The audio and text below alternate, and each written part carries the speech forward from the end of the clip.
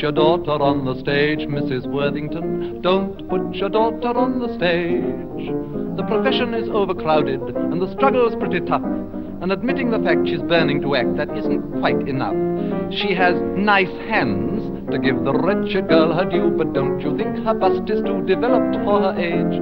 I repeat, Mrs. Worthington, sweet Mrs. Worthington, don't put your daughter on the stage.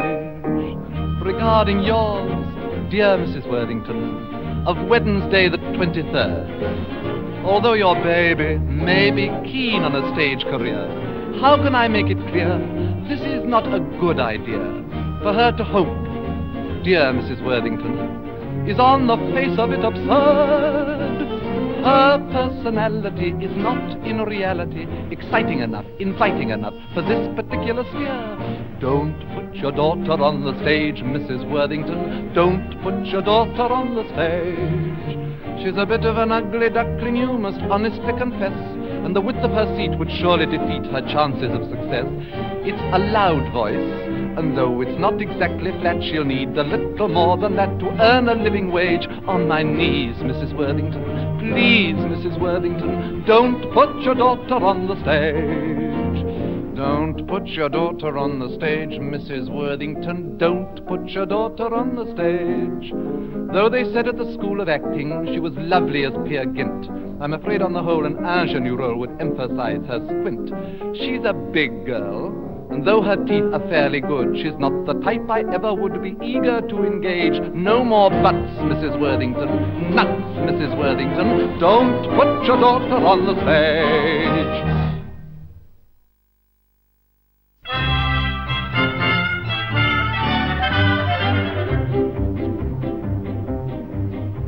In tropical climes there are certain times of day when all the citizens retire to take their clothes off and perspire.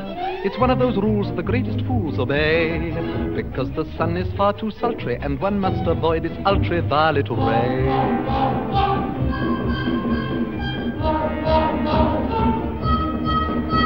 The natives grieve when the white men leave their huts, because they're obviously, definitely nuts. Mad dogs and Englishmen go out in the midday sun. The Japanese don't care to, the Chinese wouldn't dare to. Hindus and Argentines sleep firmly from 12 to 1, but Englishmen deter stars, siesta. In the Philippines they have lovely screens to protect you from the glare. In the Malay states there are hats like plates which the Britishers won't wear. At 12 noon the natives swoon and no further work is done, but mad dogs and Englishmen go out in the midday sun.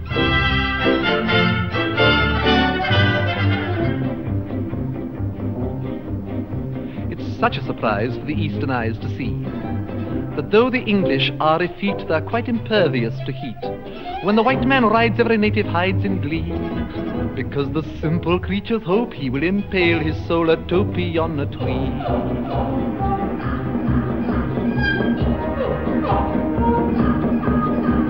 It seems such a shame when the English claim the earth, that they give rise to such hilarity and mirth.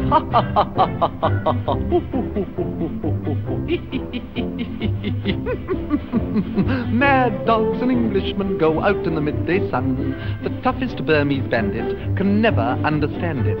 In Rangoon the heat of noon is just what the natives shun. They put their Scotch or rye down and lie down. In a jungle town where the sun beats down to the rage of man and beast, the English garb of the English Sab merely gets a bit more creased. In Bangkok, at 12 o'clock they foam at the mouth and run, but mad dogs and Englishmen go out in the midday sun. Mad dogs and Englishmen go out in the midday sun. The smallest Malay rabbit deplores this foolish habit. In Hong Kong they strike a gong and fire off a noonday gun to reprimand each inmate who's in late. In the mangrove swamps by the python romps there is peace from 12 to 2. Even caribous lie around and snooze, for there's nothing else to do. In Bengal, to move at all is seldom if ever done. But mad dogs and Englishmen go out in the midday, out in the midday, out in the midday, out in the midday, out in the midday, out in the midday, out in the midday sun.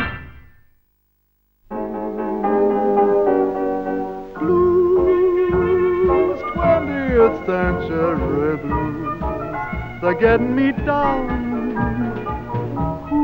Who's escaped those weary 20th 20th century blues.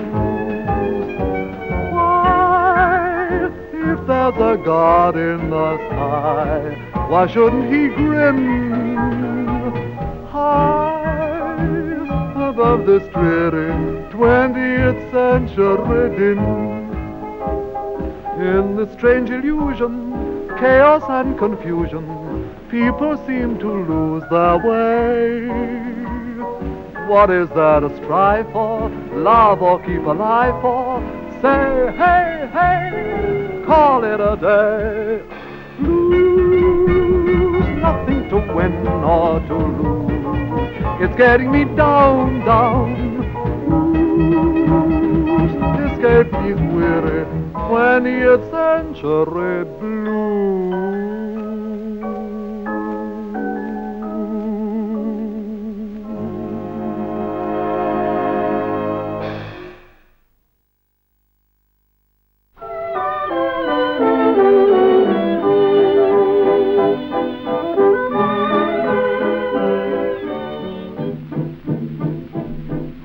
I've been cherishing through the perishing winter nights and days a funny little phrase that means such a lot to me that you've got to be with me heart and soul, for on you the whole thing leans.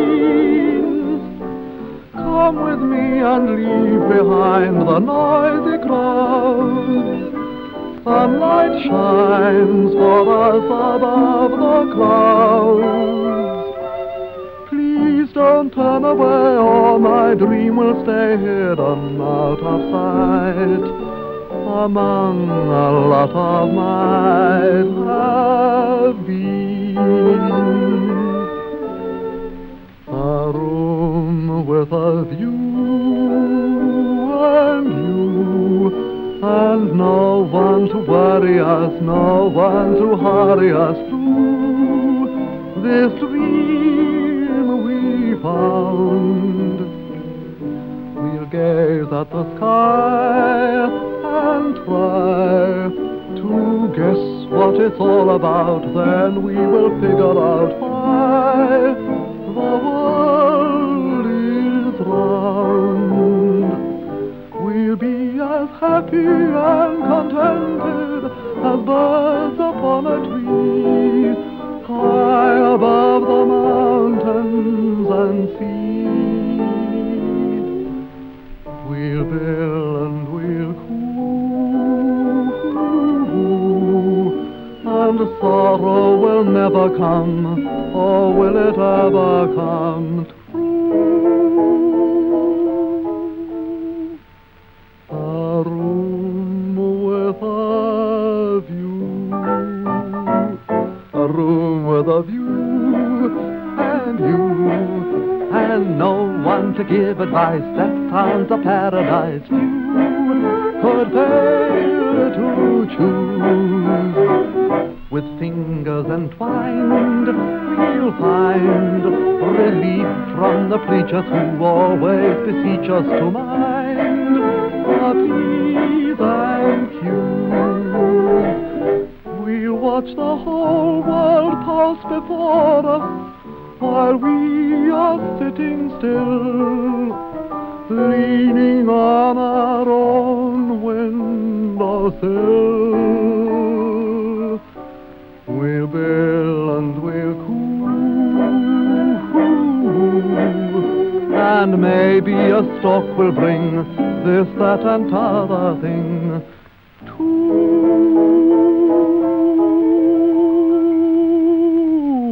a room with a view.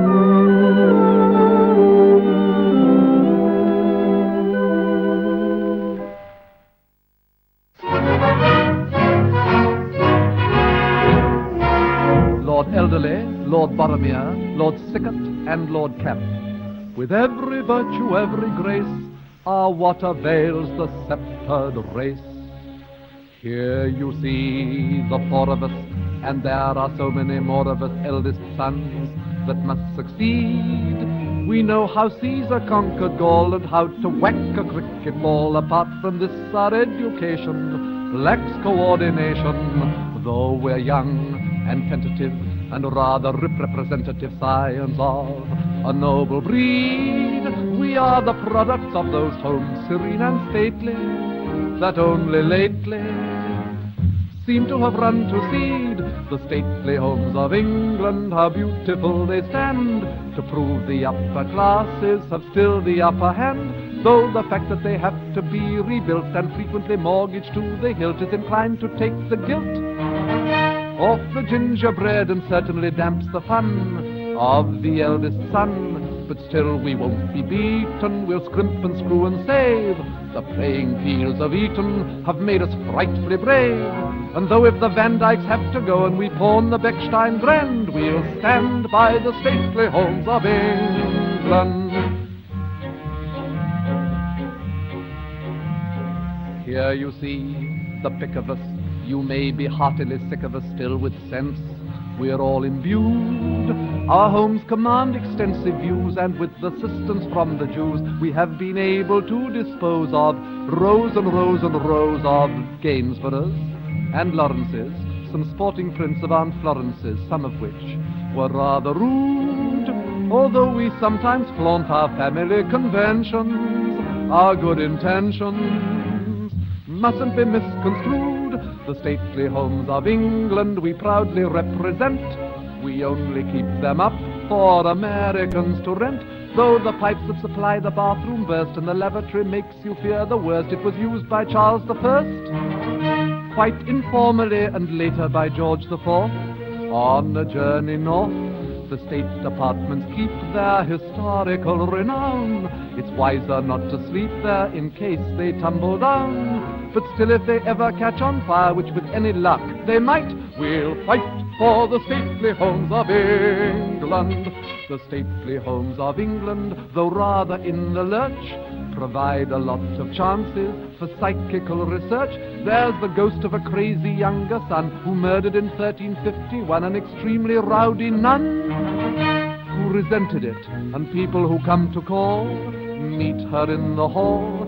The baby in the guest wing who crouches by the grate was walled up in the west wing in 1428. If anyone spots the Queen of Scots in a hand-embroidered shroud, we're proud of the stately homes of England.